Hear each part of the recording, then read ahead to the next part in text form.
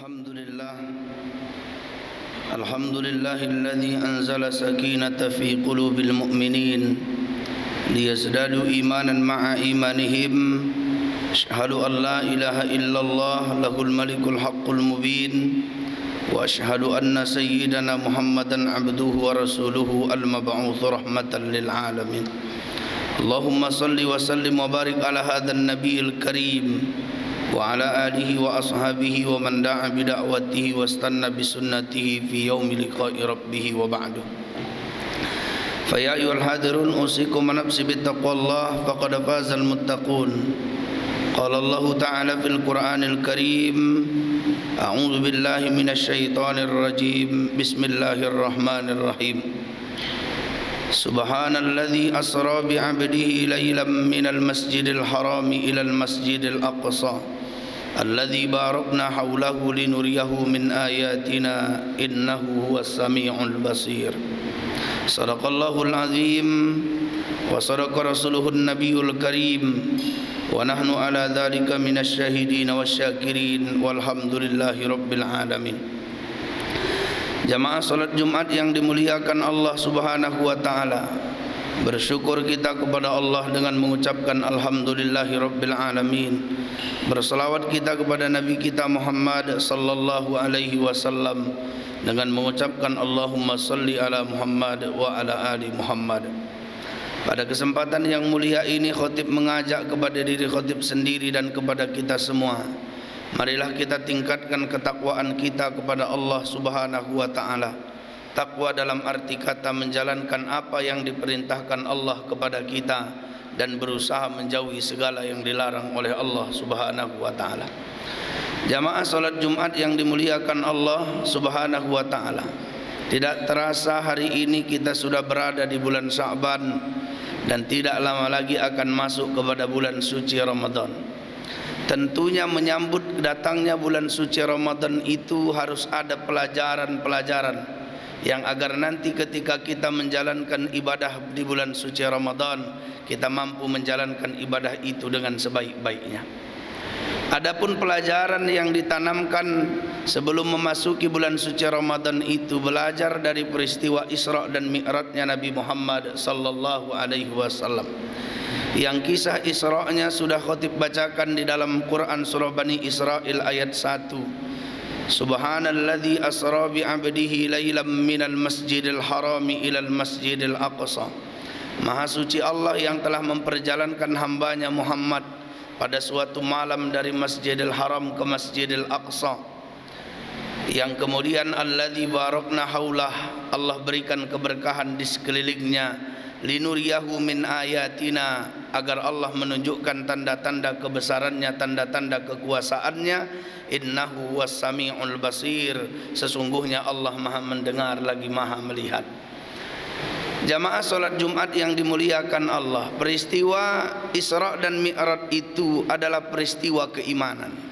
Ada orang yang mengatakan tidak mungkin Nabi Muhammad berjalan secepat kilat seperti itu, bahkan lebih cepat daripada itu. Kenapa? Karena dia menggunakan akalnya. Tapi kalau dia menggunakan imannya, sudah banyak para nabi dan rasul memiliki mukjizat yang tidak bisa diukur dengan akal. Ada seorang nabi yang mampu membelah lautan. Itulah Nabi Musa alaihi salam. Ketika pada saat itu dia dan umatnya dikejar oleh Fir'aun, saat itu berhadap-hadapan dengan laut, di belakangnya ada tentara yang mengejarnya, tapi di depannya ada lautan yang membentang luas. Apa yang diperintahkan Allah? Pukulkan tongkatmu wahai Musa. Ketika tongkat itu dipukul, laut terbelah. Ini di luar akal, karena ini adalah peristiwa mukjizat dan harus dipahami dengan iman. Ada nabi yang saat itu dibakar dengan pembakaran yang luar biasa dahsyatnya, akan tetapi Allah juga beri keselamatan kepadanya, sehingga api tidak membuat tubuhnya terbakar, tapi membuat tubuhnya segar dan kedinginan pada saat itu. Ini juga mukjizat.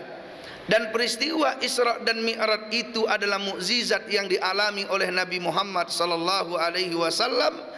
Maka saat itu harus dipahami bukan dengan akal, tapi diterima dengan iman, karena ini adalah peristiwa mukjizat dari Allah. Tapi terlepas dari peristiwa Isra dan Mi'raj itu adalah peristiwa mukjizat linuriyahu min ayatina, untuk menunjukkan tanda-tanda kebesaran Allah. Tentu ada pelajaran yang bisa kita ambil paling tidak untuk menyambut datangnya bulan suci Ramadan. Tentang peristiwa Mi'raj diisyaratkan dalam Quran surah An-Najm ketika Allah Subhanahu wa taala berfirman, "Wa laqad ra'ahu nazlatan ukhra inda sidratil muntaha indaha jannatul ma'wa." Nabi Muhammad melihat Jibril di kali kedua.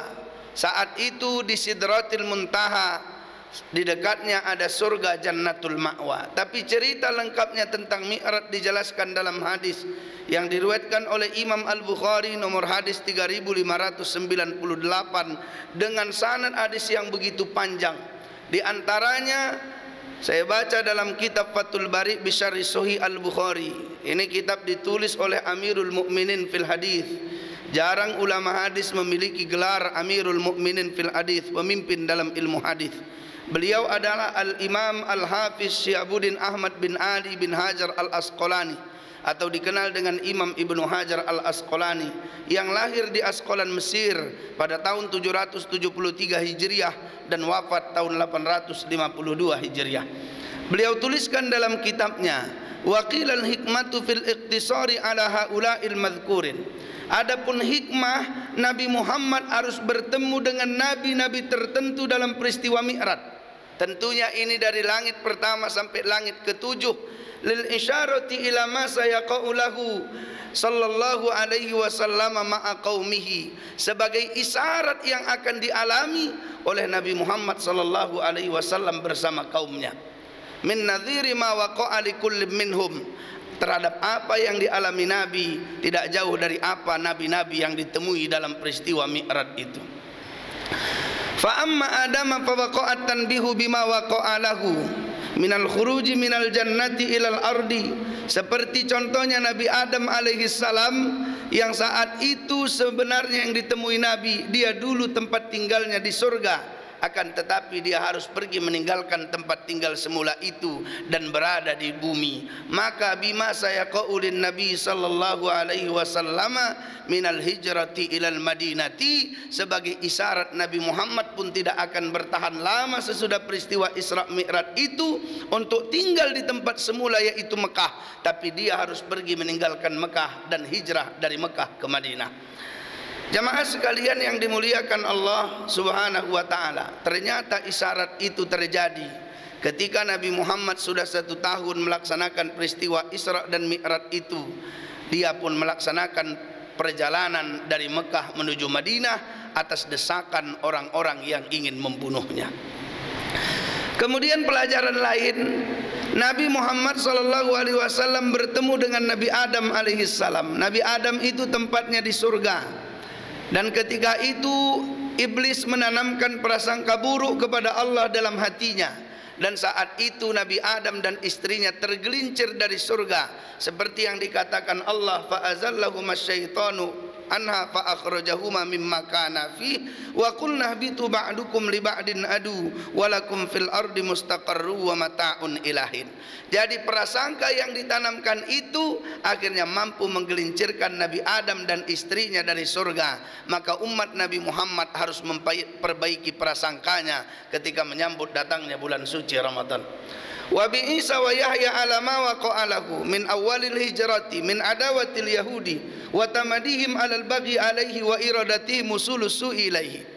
Di langit yang kedua Nabi Muhammad bertemu dengan Nabi Isa dan Nabi Yahya alaihi salam. Sebagai pelajaran, Nabi Isa dan Yahya itu adalah nabi yang sangat cerdas. Nabi Muhammad nanti ketika hijrahnya diawali akan berhadap-hadapan dengan orang Yahudi yang cerdas dengan argumennya. Maka memang orang yang menjadi umat Nabi Muhammad harus menjadi orang yang penuntut ilmu dan cerdas dalam melakukan kegiatannya. Tentunya yang harus kita perbaiki adalah pelajaran. Orang yang mau masuk bulan suci Ramadan harus belajar tentang apa nanti yang bisa membatalkan puasanya, apa yang memakruhkan puasanya, apa yang sunnah dalam melaksanakan puasa itu, dan apa yang mampu menghilangkan pahala puasa. Tentunya belajar dari peristiwa pertemuan Nabi dengan para Rasul. Di langit kedua Nabi bertemu dengan nabi-nabi yang sangat cerdas luar biasa. Kemudian di langit yang ketiga bertemu dengan Nabi Yusuf alaihi salam. Nabi Yusuf itu orang yang gagah, tapi kegagahannya tidak menjauhkan dia dari Allah Subhanahu wa taala.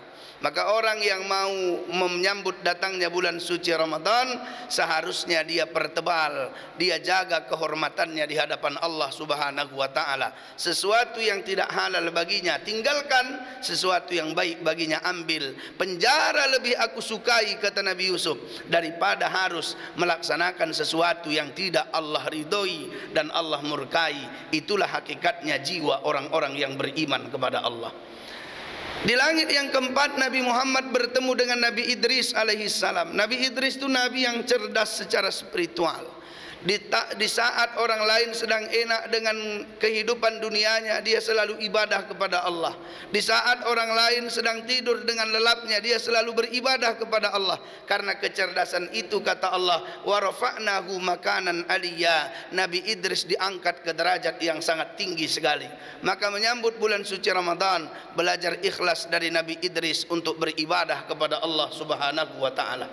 Di langit yang kelima bertemu Nabi Harun. Perbaiki komunikasi kita karena lisan kita mampu menghilangkan pahala puasa kita. Di langit yang keenam bertemu Nabi Musa. Nabi Musa orang yang sabar. Pasukannya, umatnya yang tadinya berhadap-hadapan dengan laut yang terbelah di depan matanya, Nabi Musa merasa mereka sudah beriman kepada Allah seutuhnya. Tapi ketika ditinggalkan, mereka kemudian berbalik musyrik kepada Allah. Tapi Nabi Musa tetap sabar membimbing mereka. Belajar kesabaran dari Nabi Musa alaihi salam. Yang terakhir, Nabi Muhammad bertemu dengan Nabi Ibrahim alaihi salam. Wa man ahsanu dinan mimman aslama wajhahu lillahi wa huwa muhsin. Siapakah yang lebih baik daripada orang-orang yang selalu menghadapkan wajahnya kepada Allah? Dia beribadah kepada Allah dan dia menjadi pelaku dalam setiap kebaikan. Fattaba'a millata Ibrahim hanifa, dia ikuti agama Ibrahim yang lurus. Wattakhadallahu Ibrahim khalila, dan Allah menjadikan Ibrahim sebagai khalilullah, kesayangan Allah Subhanahu wa taala. Kenapa? Karena dia menikmati ibadahnya dan dia suka memberi dan berbagi dalam hal sosialnya. Belajarlah kita dari apa yang dialami Nabi dalam peristiwa ini.